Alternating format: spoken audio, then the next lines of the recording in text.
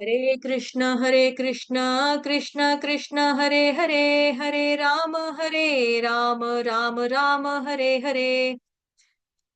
ओम नमो भगवते वासुदेवाय। ओम नमो भगवते वासुदेवाय। ओम नमो भगवते वासुदेवाय। नारायण नमस्कृत्य नरै चैव नरोत्तमम् देवीं सरस्वतीं व्यासं ततो जयमुदीरयेत्। नष्टप्रायेष्व भद्रेषु नित्यं भागवत सेवया भगवते उत्तमश्लोके भक्तिर्भवति नैष्ठिकी। हरे कृष्ण। आप सभी भक्तजनों का, सभी वैष्णवों का, सभी भागवतों का हार्दिक अभिनंदन, हार्दिक स्वागत आज के ग्रंथराज श्रीमद् भागवतम महापुराण की कक्षा में, जिसमें हम पढ़ने और समझने का प्रयास कर रहे हैं अपनी मंद बुद्धि के द्वारा। मैं आप लोगों की सेवा करने का प्रयास कर रही हूँ, जो कि पहला स्कंद, पहला कैंटो, अध्याय नंबर 3, जिसका नाम है समस्त अवतारों के स्तोत्र भगवान श्री कृष्ण, उसका 20वें श्लोक को समझने समझाने का अपनी मंद बुद्धि के द्वारा गुरु गौरांग की कृपा से मैं समझाने का प्रयास करूंगी। हरे कृष्ण। तो मेरे पीछे रिपीट करेंगे, सिंपल श्लोक है, बस यही वाला वर्ड थोड़ा सा लंबा लग रहा है, इसको भी तोड़ तोड़ के हम पढ़ेंगे तो आ जाएगा, ठीक है, घबराना कोई नहीं, सभी डिवोटीज पढ़ेंगे। ये सिंपल है। अवतारे षोडश में पश्यन्, पश्यन् ब्रह्मद्, ब्रह्मद्रुहो नृपान, नृपान। यहां पर मैंने आघात लिया ब्रह्म, द्र जो है द्र, द्रु, द्र संयुक्त वर्ण आ गया ना, तो मैंने यहाँ पे ब्रह्मद, ब्रह्मद बोला, ब्रह्मद ध्रुहो नृपान, ब्रह्मद ध्रुहो, ब्रुहो नृपान या नृपान। संस्कृत में नृ आएगा, नरी नहीं आएगा, ठीक। उसके बाद त्रिशूल वाला त्रि आ गया। आगे क्या विसर्ग के आगे शब्द क्या आ रहा है, स आ रहा है ना, स से शुरू हो रहा है सप्त, तो यहाँ पे त्रिस, विसर्ग का उच्चारण होगा त्रिस, त्रिस आधा स हलंत स, त्रिस, सप्त, सप्त, सप्त, सप्त कृत्व, कृत्वक। इसका जो श्लोक है, ये सॉरी विसर्ग है, विसर्ग का उच्चारण जो है त्व के बाद जो विसर्ग है उसका उच्चारण करेंगे आधा ख हलंत ख, क्यों, क्योंकि आगे क है।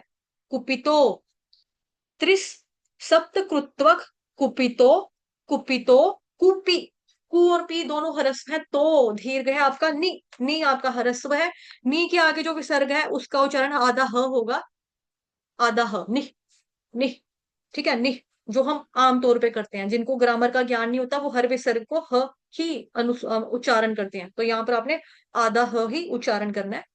क्ष, क्ष कौन सा, क्षत्रिय वाला, क्षत्राम, म पूरा है, इसको क्षत्राम नहीं बोलेंगे, म क्षत्राम बोला तो म आपका आधा हो जाएगा। क्षत्राम, क्षत्राम, करोन, करोन न हलंत, महीम, महीम, महीम म हलंत। ठीक है, चलिए गाएंगे साथ में। हे अवतारे षोडश में पश्यन्, अवतारे अवतारे षोडशे षोडशे पश्यन् पश्यन् ब्रह्मद्रुहो नृपान्, ब्रह्मद्रुवो नृपान् त्रिसप्तकृतवः कुपितो, निक्षत्रामाकरोन्महीम्।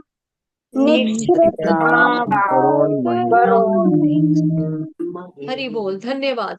एक माता जी की जो है ना यहाँ पर, आई थिंक हर ग्रेस, क्या नाम है इनका, पद्म माता जी कहाँ पे गए, एक मिनट नाम देखने दो। हर ग्रेस कदम्ब पुष्प देवी दासी माता जी, आपने त्रि कर दिया, त्रिशूल, त्रि आपने दीर्घ कर दी, ये त्रि छोटे वाला त्रिदेव, ठीक है, बड़ी की मात्रा नहीं है, छोटी की मात्रा है माता जी, थोड़ा सा ध्यान रखेंगे, ठीक है। बाकी आपने बहुत, सबने बहुत अच्छा गाया, हरि बोल, सबने बहुत अच्छा गाया। कोई पढ़ना चाहता है? जी माता जी पढ़ लो, पहले माता जी ने हाथ उठाया तो माता जी अनुवाद पढ़ लेंगे, फिर आगे ट्रांसलेशन प्रभु जी उसका परपट आप पढ़ लेना। विनीता माता जी आप पढ़ लो। जी। अनुवाद। 16वें अवतार में भगवान ने भृगुपति के रूप में क्षत्रियों का 21 बार संहार किया, क्योंकि वह ब्राह्मणों यानी कि बुद्धिमान वर्ग के विरुद्ध किए गए विद्रोह के कारण उनसे क्रुद्ध थे। हरे कृष्ण। हरे कृष्ण, धन्यवाद माता जी, हरि बोल। तो 16वां अवतार जो आया यहाँ पे क्या लिखा है, भृगुपति। भृगुपति मतलब परशुराम, परशुराम भगवान, ठीक है। तो 16वें अवतार के रूप में भगवान भृगुपति के रूप में आए, जो कि परशुराम ही है। उन्होंने क्या किया, 21 बार, 21 टाइम्स, 21 बार संहार किया। किसका, क्षत्रियों का किया। किसने किया, भगवान परशुराम ने, यानी कि भृगुपति ने किया। तात्पर्य जगत गुरु शील प्रभुपाद द्वारा, शील प्रभुपाद की जय। प्रभु जी यहां तक पढ़ेंगे जहां तक मैंने हाईलाइट किया। विकास प्रभु जी आप पढ़ेंगे, ठीक। हरे कृष्ण, जहां तक हाईलाइट है वहीं तक पढ़ेंगे। जी माता जी, हरे कृष्णा जय माता। हरे कृष्ण प्रभु जी, पंचांग प्रणाम। यह शिल प्रपात की जय। यह अपेक्षा की जाती है कि क्षत्रिय या प्रशासक वर्ग उन बुद्धिमान मनुष्यों के निर्देश से इस लोक का शासन चलाएंगे। हरे कृष्ण हरि माता बोल। जी। धन्यवाद प्रभु जी, हरि बोल। ठीक है, जहां पे फिर मौका आएगा मैं आप लोगों को दोबारा सेवा का मौका देती हूँ। तो यह अपेक्षा की जाती है कि क्षत्रिय प्रया सॉरी या एक मिनट। तात्पर्य जगत गुरु शील प्रभुपाद द्वारा, शील प्रभुपाद की जय। यह अपेक्षा की जाती है कि क्षत्रिय या प्रशासक वर्ग उन बुद्धिमान मनुष्यों के निर्देश से इस लोक का शासन चलाएंगे। रिकॉर्डिंग डाली है ना मैंने? ठीक है, रिकॉर्डिंग हो रहा है, ओके। तो उन्होंने ऐसा क्यों किया था, प्रभुपाद जी बता रहे हैं। प्रभुपाद जी तात्पर्य में बता रहे हैं हमको कि कोई भी प्रशासक वर्ग है, उसके पास बुद्धि का होना बहुत ज्यादा जरूरी है। लेकिन सब प्रशासक अपने ही अनुसार इस राज्य को, इस देश को चलाना चाहते हैं, जबकि उसके ऊपर कोई बुद्धिमान वर्ग होना चाहिए जो राज्य को चलाए। और 21 बार परशुराम जी ने क्या किया, 21 बार परशुराम जी के द्वारा क्षत्रियों का संहार किया गया। इसीलिए किया गया था कि जब वहां पर एक बहुत सुंदर गाय थी, अगर आप लोगों को याद होगा तो 10th चैप्टर जो भगवत गीता का हमने पढ़ा था, विभूति योग भगवान जी का, उसमें भी ये कथा आप लोगों को सुनाई थी मैंने। तो परशुराम जी क्या करते हैं, एक बहुत सुंदर गाय थी और उस गाय को वहां पर लेने के लिए आ गए क्षत्रिय। तो परशुराम जी की जो माता जी हैं, जिनका नाम था रेणुका, रेणुका और उनके जो पिता हैं, परशुराम जी के पिता जमदाग्नि मुनि, जब उनको मार दिया गया तो उनकी माता ने वहां पर 21 बार अपनी छाती पीट पीट कर विलाप किया, जैसे हम पंजाबियों में करते हैं ना, मतलब किसी की डेथ होती है तो, मतलब इंडिया में मोस्टली करते हैं, खास तौर पे नॉर्थ इंडिया में औरतें जो होती हैं घर की, ये अपनी छाती को पीटने लग जाती हैं, मतलब कि चेस्ट को मारती हैं अपनी जोर जोर से हाथों से, अपने दोनों हाथों से जोर जोर से पीट पीट पीट कर विलाप करती हैं। तो इसी तरह से क्या हुआ, जब जमदाग्नि मुनि को मार दिया गया तो उनकी माता ने वहां पर 21 बार अपनी छाती को पीटते हुए विलाप किया था।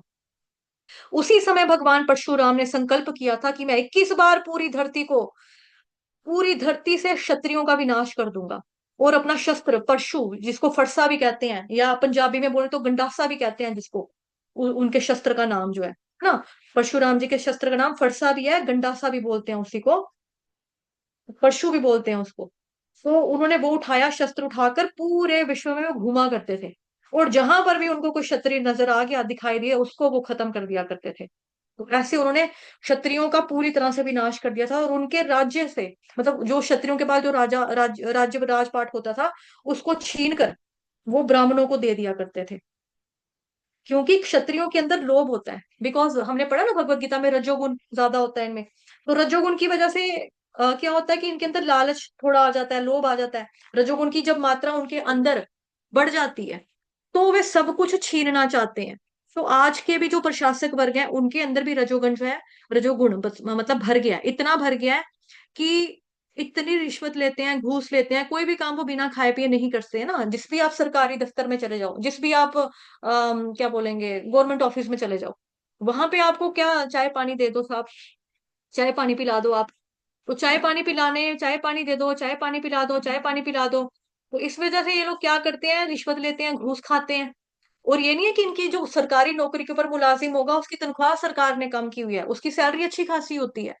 अब पुलिस वालों को आप देख लो, नॉर्मली जो पुलिस होती है, स्टार्टिंग ही इनकी 17,000 18,000 तो सपाटे की तनख्वाह आती है। सपाटा मतलब जिसको यूपी बिहार में ठुल्ला कहते हैं, नॉर्मल ठुल्ला तो मतलब उसकी तनख्वाह जो है, नॉर्मल सपाटे की तनख्वाह जो है वो 18 19 20 हजार रुपये शुरू होती है, स्टार्टिंग होती है। लेकिन फिर भी देखो, जब कभी ये चालान काटेंगे, पकड़ लेंगे, कोई इनके खिलाफ कंप्लेन करवा देगा, पैसे दे दो, नशे की बोतल दे दो, करते हैं ना, समाज में कर रही है ये। मैं सबके लिए नहीं कह रही, बट मोस्टली ऐसा हमारे समाज में होता है। क्यों कहते हैं दुनिया की पुलिस वाले रिश्वत लेते हैं, जज लेते हैं, क्यों लेते हैं? क्योंकि फिर न्याय नहीं ना मिल पाता, लोगों को जस्टिस नहीं मिल पाता, न्याय न्याय नहीं मिलता उनको, इस वजह, रिश्वत लेने की वजह से तो नहीं मिलता। इतने इतने दुनिया में क्राइम होते हैं, फिल्मों में कितना कुछ दिखाते हैं, इतने इतने क्राइम होते हैं, क्राइम होने के बावजूद क्या करते हैं कि हाँ, इस पुलिस वाले को हमने खरीद रखा है, ये पुलिस तो हमारा कुत्ता है, ये हमारे इशारों पे नाचता है, इसको पैसे फेंकेंगे, बोटियों की तरह पैसे फेंकेंगे, देखना ये हमारे लिए क्या करेगा, हमारे सारी माल की गाड़ियों को ये पार लगाएगा। क्यों? ड्रग्स सप्लाई कहाँ से हो जाती है? अगर हमारा पुलिस प्रशासन इतना सख्त हो, किसी की मजाल है कोई ड्रग्स हमारे बच्चों को दे जाए? हमारी यंग जनरेशन कैसे खराब हो रही है। हम लोगों को अभी 40 40 साल की एज में भी इन नशों के नाम नहीं पता। हमारे जो छोटे बच्चे हैं, टीनेजर बच्चे हैं, उनको सारों को पता है चिट्टा क्या है, तपिट्टा क्या है, कोकीन क्या है, हीरोइन क्या है, सब कुछ पता है बच्चों को, सब कुछ पता है। ये उड़ता पंजाब जैसी फिल्में बनी है, रियलिटी बताई है, उड़ता पंजाब वाकई में उड़ रहा है, नशे की वजह से उड़ रहा है। कहाँ से आ रहा है ये सामान, कहाँ से आ रही है ये चीजें? कोई ना कोई इनको बॉर्डर पार करवाता है ना नशे को। आ रहा है ना माल, कहाँ से आ रहा है ये माल? ये माल जो है न्यूयॉर्क से लाया है, ये फॉरेन कंट्री से लाया है, इतनी जहाजों के अंदर वो होती है, क्या बोलते हैं, चेकिंग होती है, कहाँ से आ जाता है, कहाँ से आती है सब, कहाँ से आता है, सप्लाई कहाँ से होता है? कहीं ना कहीं फिर हमारी है ना सरकार की कुछ गलती, या कोई बैठा हुआ है ऐसे जो रक्षक के भेष में भक्षक बैठे हुए हैं, जो अपनी नौकरी तो कर रहे हैं, हक हलाल की कमाई नहीं खा रहे हैं वो, हक हलाल की कमाई नहीं खा रहे, हक हलाल समझ गए ना, मतलब मेहनत की कमाई नहीं खा रहे। पुराने जमाने में गाना भी हुआ करता था अमिताभ बच्चन का, खून पसीने की जो मिलेगी तो खाएंगे, नहीं तो यारो हम भूखे ही सो जाएंगे। आजकल भूखा तो छोड़ो, लोगों को चाहिए एक्स्ट्रा, ज्यादा से ज्यादा चाहिए, कि मतलब कि मुझे हर जिस चीज के ऊपर मैं हाथ रखूं, जिस चीज के ऊपर मेरी बीवी हाथ रखे, जिस चीज पे मेरा बच्चा नजर उठाकर देखे, ये चीज मैं अपने बच्चे को लेकर दूं। उसके पीछे आप ईमानदारी से पैसा कमाओ ना। अगर आपकी जेब कहती, कोई मुझे नहीं लगता कोई बीवी ऐसे कहेगी या कोई बच्चा कहेगा कि पापा आप हमको हराम के पैसों से पालो, पापा आप हमारे लिए लेकर आओ। इसके बारे में तो कथा भी आती है, कहानी भी आती है कि गुरु नानक देव जी को एक आदमी मिलता है, नारद मुनि जी के लिए भी बताते हैं सेम कहानी, कि उनको एक आदमी मिलता है जो कि वास्तव में चोर लुटेरा लूटपाट करने वाला होता है। तो उनको पूछते हैं कि आप ये चोरियां किस लिए करते हो? कहते हैं मैं अपने बीवी बच्चों के पेट के लिए करता हूँ, लूटपाट जो करता हूँ, दूसरों के गर्दन पे चाकू रख के लूटपाट मचाता हूँ, अपने बीवी बच्चों के लिए करता हूँ। कहते हैं आप जो ये कर रहे हो, आपको पता आप नर्क में जाओगे इसकी वजह से। हैं? नर्क में जाऊंगा? क्यों नर्क में जाओगे? तो ये तो मैं बीवी बच्चों के लिए करूँ, अपने लिए तो मैं कुछ भी नहीं कर रहा, मैं तो पूरा दिन चोरियां कर रहा हूँ, उनका लोगों का गला काटता हूँ, या किसी को चाकू दिखाता हूँ, किसी को बंदूक दिखाता हूँ, पैसे लेता हूँ, घर में जाके राशन डालता हूँ, खर्चा देता हूँ बच्चों को, बीवी को। तो वो कहते हैं मैं आपको भी मारूंगा। उन्होंने बोला मैं यहीं पर खड़ा रहूंगा, क्योंकि भगवान के भक्त है, नारद मुनि भी हैं, चाहे गुरु नानक देव भी हैं, दोनों दोनों के साथ हुआ है स्टोरी, दोनों के साथ, मतलब मैंने सुनी है तो प्रवचनों में। तो फिर क्या होता है, वो बोलते हैं चल ठीक है मैं यहीं पर खड़ा रहता हूँ, गुरु नानक देव भी यही कहते हैं मैं यहीं पर खड़ा रहता हूँ, नारद मुनि भी कहते हैं मैं यहीं पर खड़ा रहता हूँ, तुम जाओ अपने घर में जाकर पूछ कर आओ कि जिस बीवी के लिए, जिस बच्चे के लिए तुम ये लोगों के लिए लूट पाट करते हो, खून खराबा करते हो, चोरियां डाके डालते हो, क्या वो तुम्हारे पाप का हिस्सा लेने के लिए तैयार है? जब तुमको नरक में भेजा जाएगा मरने के बाद, क्या वो आधा आधा पाप लेंगे? बच्चा, वो आदमी चाहते हैं ठीक है आप यहीं पे खड़े रहना, मैं जाऊंगा। कहते हैं हम यहीं पे खड़े हैं, तुम घर जाओ पूछ कर आओ। नहीं, अगर तुम्हें यहाँ नहीं मिलूं तो मुझे कहीं से भी ढूंढ कर मार देना, हम मंजूर कर लेंगे, तुम्हारा खून करोगे हमें मंजूर होगा। जाओ पहले घर जाकर पूछ के आओ अपनी बीवी बच्चों को। आदमी आता है अपने घर में, पहले बीवी को बोलता है कि मैं, तुमको मालूम है ये मेहनत कितनी करता हूँ, किसके लिए करता हूँ? कहते हैं आप हमारे लिए करते हैं। तो तुम मेरे से प्रेम करती हो? हाँ मैं आपसे प्रेम करता हूँ, करती हूँ। सॉरी, उसकी बीवी कहती है हाँ जी मैं बिल्कुल आपसे प्रेम करती हूँ, बहुत प्यार करती हूँ। कहते कल को मैं मरूंगा तो आपको पता ना, ये चोरियां करना, डाके डालना, किसी को चाकू दिखा के जबरदस्ती पैसे हथिया लेना, ये आप लोगों को मैं हराम की कमाई से पाल रहा हूँ, मेरी मेहनत की कमाई नहीं है, हक हलाल की कमाई नहीं है, मैं मेहनत कुछ नहीं कर रहा। और अगर मैं आपको ऐसी कमाई से आप लोग खा रहे हो तो थोड़ा सा पाप तो आपको भी लगेगा। तो कल को मैं मरूंगा, नर्क में जाऊंगा, भगवान मेरे को नरकों में सड़ाएंगे, तो तुम लोग मेरा आधा पाप लेने के लिए तैयार रहो, हो तैयार? उसकी बीवी कहती है मैं क्यों आपका नरक का पाप लूं भाई? आपने शादी की थी, 7 फेरे लिए थे मेरे साथ, वहां पे आपने बैठ के कस्में खाई थी। होता ना सनातन धर्मों में क्या होता है, लकीरें काटता है आदमी, अपनी बीवी के खर्चे, हाँ मैं खर्चे उठाऊंगा, आप ये करोगे, हाँ मैं ये पूरा करूंगा, आप बच्चों के स्कूल की, हाँ मैं बच्चों की एजुकेशन दूंगा। आपने लकीरें काटी थी, अग्नि में 7 फेरे लिए थे आपने, आपने तो कसमें खाई थी। आपकी जिम्मेदारी है, आपने शादी करके लाया, मेरे को ब्याह कर लाया, कोई भगा कर तो लाया नहीं है। तो आपकी जिम्मेदारी बनती है, आप मेरे प्रति जो भी आप करो, मैं क्यों आपके पाप का बोझ लूंगी। आपने हमको पालना है, पालना पोषण करने की जिम्मेदारी आपकी है। हमने तो नहीं बोला आपको कि आप हमको नाजायज पैसे से पालो, हमने तो नहीं बोला एक बार भी। आप हमको पालो, मेहनत की कमाई से पालो ना, जाओ मेहनत करके लाओ, खिलाओ हमको, हम बैठे हैं यहाँ पे। आदमी जो था उसका बेचारे का दिमाग जो था ना थोड़ा अपसेट हो गया, कि जिस बीवी के लिए मैं इतना ज्यादा कर रहा हूँ, वो बीवी यहाँ पर मेरे को बोल रही कि मैं क्यों आपके पाप का बोझ लूं। फिर वो कहता चलो ठीक है, जनानी ने धोखा दे दिया, कोई बात नहीं, चलो बच्चों की तरफ चलते हैं। हाँ वो बच्चों मेरे चुन्नू मुन्नू इधर आओ, मैं तुमसे, पापा तुमसे कितना प्यार करते हैं, हाँ पापा आप हमसे बहुत प्यार करते हो। अब मैं आपके लिए सारी चीजें लाता हूँ ना, चॉकलेट आइसक्रीम जो भी आप मेरे से मांगते हो, आपको सब कुछ ला कर देता हूँ ना, हाँ पापा आप हमको सब कुछ ला के देते हो। स्कूल की फी भी आपकी टाइम टू टाइम जाती है, ट्यूशन का खर्चा, आपका दोस्तों के साथ आपका घूमना फिरने का खर्चा, कोई बच्चा कहता है मेरे को गिटार लेके दो, कोई खिलौना गुड़िया ला के दो, आप लोगों को सब कुछ मिलता है ना बच्चों। हाँ पापा आप हमको सब कुछ ला के देते हो, यू आर बेस्ट पापा। तो आपको ये मालूम है ना कि आपके पापा चोर हैं, आपके पापा अच्छी कमाई से आपको नहीं पाल रहे हैं, नाजायज पैसा से आपको पालन पोषण हो रहा है। तो जब कल को मैं मरूंगा, तो फिर आपको पुलिस पकड़ेगी कल को, या आपको नरक में मेरे साथ बाद में जाना पड़ेगा। जब आप मरने के बाद नरक पे आओगे, तो आप मेरे हिस्से का आधा पाप अपने सिर पे ले लोगे। बच्चे कहते हैं पापा आपने हमको पैदा किया है, आपकी जिम्मेदारी बनती है हमारे लिए, आपने हमको पैदा किया, हमने तो आपको चिट्ठी डाल के नहीं बोला था ना कि पापा हम मर रहे हैं यहाँ पे, प्लीज पापा आप हमको अपने घर में पैदा कर लो। आप, हमने तो नहीं बोला था ना पापा, अब आपने हमको पैदा किया अपनी मर्जी से, हमने नहीं बोला था आपको कि आप हमको दुनिया में लाओ। अब आपने पैदा किया तो आपकी ही रिस्पॉन्सिबिलिटी बनती है, आप ही की जिम्मेदारी बनती है हमारे खर्चे देना, हमें एजुकेट करना, या जो भी आप कर रहे हो वो तो आपकी जिम्मेदारी बनती है। हम क्यों आपके सिर का पाप अपने सिर पर लें, हम क्यों पाप के भागीदार बने। हमको पाल लो मेहनत की कमाई से, हमने तो नहीं बोला, हमने तो नहीं बोला कि आप हमको गंदे पैसे से पालो, चोरी डाके के पैसे से पालो, हम तो नहीं बोल रहे पापा। इस तरह से बच्चे जो होते हैं वो भी मुकर जाते हैं। आदमी का दिमाग ठनकता है बेचारे का, वो बड़ा परेशान सैड होकर, मुंह उसका लटक जाता है, उतर जाता है मुंह, लटका हुआ मुंह लेकर आ जाता है संत महात्मा के पास। तो उधर आकर बोल देता है कि भाई एक भी जो है ना घर में, ना तो बीवी मानी है ना ही मेरा कोई बच्चा माना है, कि मेरे को पाप का कोई भागीदार नहीं बनना चाहता। तो फिर उसको दिमाग में अक्ल आती, समझ में आती, फिर उसको नारद मुनि जी और गुरु नानक बाबा जी जो है उसको धर्म का रास्ता सिखाते हैं, धर्म का मार्ग के ऊपर चलना सिखाते हैं, कि भक्ति करो। भगवान श्री कृष्ण गीता में कहते हैं सर्वधर्मान परित्यज माम एकम शरणम व्रज, मैं तुम्हें सभी पापों से मुक्त कर दूंगा, मेरी शरण में आ जाओ, डरो मत। तो तुम्हें डरो मत, जो तुमने आज तक किया सो किया, अब तुम तौबा कर लो इस चोरी से, डाके से, लूट पाट की जिंदगी से, चोरी से, बस तौबा कर लो। अब तुम आगे से कुछ ऐसा काम नहीं करना, कोई कुकर्म नहीं करना, तेरा रास्ता साफ हो जाएगा। हम, क्योंकि नारद मुनि ने बड़े बड़े लोगों को भक्त बनाया है ना। मृगारी ऋषि जो, मृगारी जो शिकारी था, उसका भी आपने देखा कि कैसे वो जानवरों को अधमरा करके छोड़ देता था, ना वो तड़ मरों में रहते थे बेचारे, ना वो जिंदों में रहते थे, किसी भी कैटेगरी में नहीं रखता था उनको, वो ऐसे तरह से मारता था। तो इस तरह से हम देखते हैं समाज में लोग रिश्वत ले रहे हैं, घूस ले रहे हैं, खा खाकर उनकी तोंदे, उनके पेट बड़े बड़े बाहर निकल आते हैं, लेकिन पेट फिर भी उनका भरता नहीं है।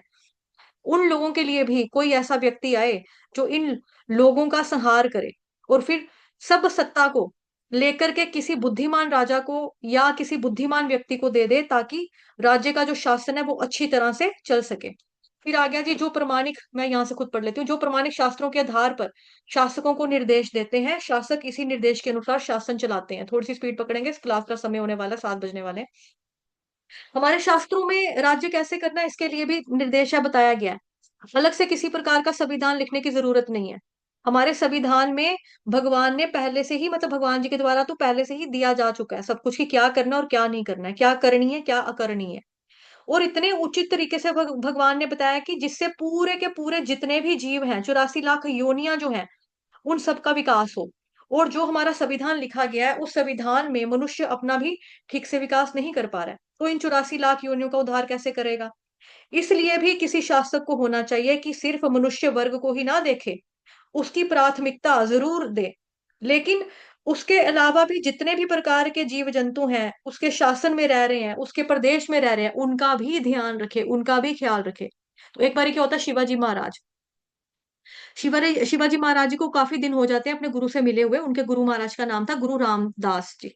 उनके पास वो काफी दिनों के बाद मिलने के लिए गए। तो उन्होंने बोला कि जितने भी लोग हैं यहाँ पर मेरे राज्य में वो सब खुशी से रह रहे हैं, जी रहे हैं, सबको रोटी खाना पानी टाइम टू टाइम मिल रहा है, मेरे शासन में सब लोग खुश हैं, सबको मेरे ही कारण सब कुछ मिल रहा है, सब लोग प्रसन्न हैं, सब समृद्धि के साथ तीनों टाइम का भोजन प्राप्त करते हैं। तो ऐसा शिवजी जो शिवाजी महाराज अपने गुरु महाराज को बोलते हैं, तो उसी समय गुरु रामदास जी बोलते हैं उनको कि इस इतनी बड़ी चट्टान, एक ना बहुत सी बड़ी चट्टान उनके पास पड़ी होती है मतलब जमीन पर, तो उसको बोलते हैं कि इस चट्टान को धकेलो थोड़ा सा। तो जैसे ही शिवाजी महाराज चट्टान को धकेलते हैं तो उसके नीचे तीन चार मेंढक, मतलब मेंढक की फैमिली होती है, डड्डू जिसको बोलते हैं ना, फ्रॉक, मेंढक की फैमिली होती है। अब उनके गुरु उनसे पूछते हैं, बताओ इन मेंढकों का पालन क्या तुम कर रहे हो? तो शिवाजी महाराज ने हाथ जोड़कर सिर झुका लिया, बोले नहीं महाराज जी, इनका पालन तो मैं नहीं कर रहा। तो गुरु ने बोला कि केवल तुम मानव वर्ग का पालन कर रहे हो, ये जो मेंढक है इनका पालन तो भगवान कर रहे हैं ना। लेकिन भगवान के द्वारा बनाए गए जो नियम है, भगवान के द्वारा जो शास्त्रों में भी जितने भी निर्देश दिए गए हैं, अगर हम उसका पालन करते हैं तो 84 लाख योनियों में जितनी भी प्रकार की जीव आत्माएं भटक रही हैं उन सबका उद्धार करने के लिए सारे नियम बनाए गए हैं। हम आजकल जो भी नियम पालन करते हैं उसमें हमारा विकास नहीं होता। हम लोग आज के संविधान का पालन सिर्फ इसीलिए करते हैं क्योंकि हमें एक देश का एक प्रदेश में मतलब एक देश में एक प्रदेश में रहना है और सबको एक कानून लेकर चलना है। इसीलिए एक संविधान बना दिया गया क्योंकि इस देश में सभी लोग सनातन धर्म को नहीं मानते, कुछ हिंदू हैं, कुछ मुस्लिम हैं, कुछ क्रिश्चियन हैं, कुछ सिख हैं, कुछ ईसाई जैन बुद्धिस्ट है ना, कुछ अन्य वर्ग अन्य धर्म के जो लोग हैं, सबको अपना अपना अलग अलग चाहिए, तो सबको हटाकर एक नया संविधान लिख दिया गया। लेकिन वास्तव में वो पूर्ण नहीं है, क्यों? क्योंकि इंसान के द्वारा लिखा गया ना, इंसान के द्वारा बनाया गया ना, इसीलिए कानून जो है पूर्ण नहीं है। कानून कभी पूर्ण नहीं हो सकता, उसमें बड़ी सारी त्रुटियां रहेंगी ही रहेंगी।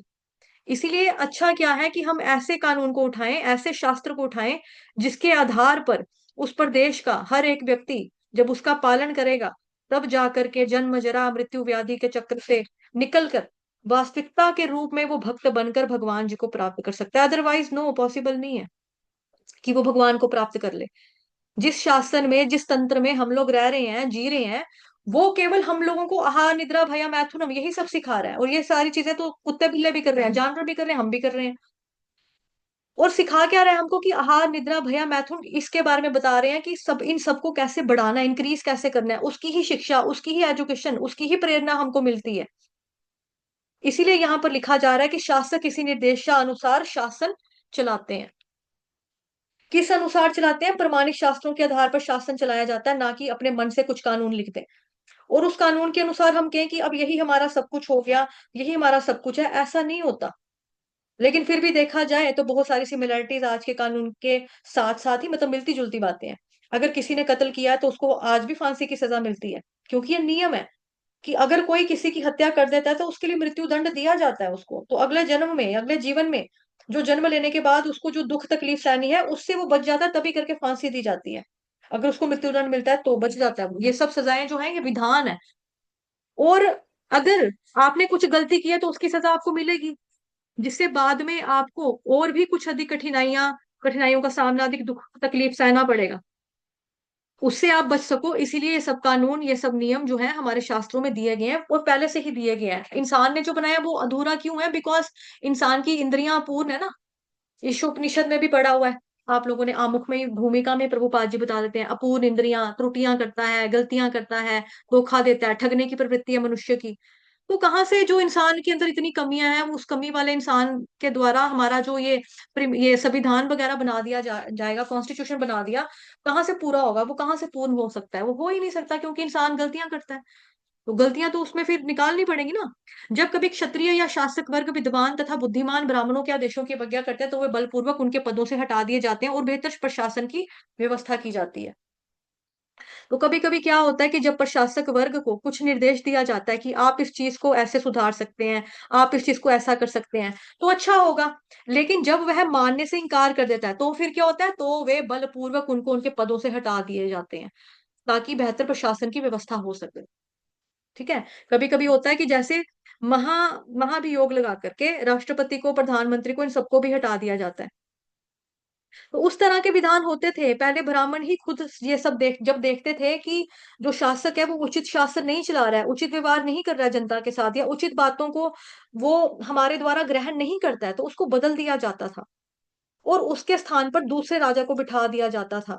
तो इसलिए उस समय क्षत्रिय की जो बात आ रही है, वो 16वें अवतार के रूप में स्वयं परशुराम भगवान जो है, मतलब कि स्वयं परशुराम के रूप में श्री भगवान जो आते हैं, भगवान जी के शक्त्यावेश अवतार के रूप में उन्हें ये अवतार जो था ये ग्रहण किया। वांछा कल्पतरुभ्यश्च कृपा सिंधुभयेव च पतितानां पावनेभ्यो वैष्णवेभ्यो नमो नमः। अनंत कोटि वैष्णव वृंद की जय, जगत गुरु श्री प्रभुपाद की जय, श्री कृष्ण चंद्र भगवान की जय, ग्रंथराज श्रीमद् भागवतम महापुराण की जय, श्रीमद् भगवद गीता यथारूप की जय, आज के आनंद की जय, आप सभी भक्तजनों की जय।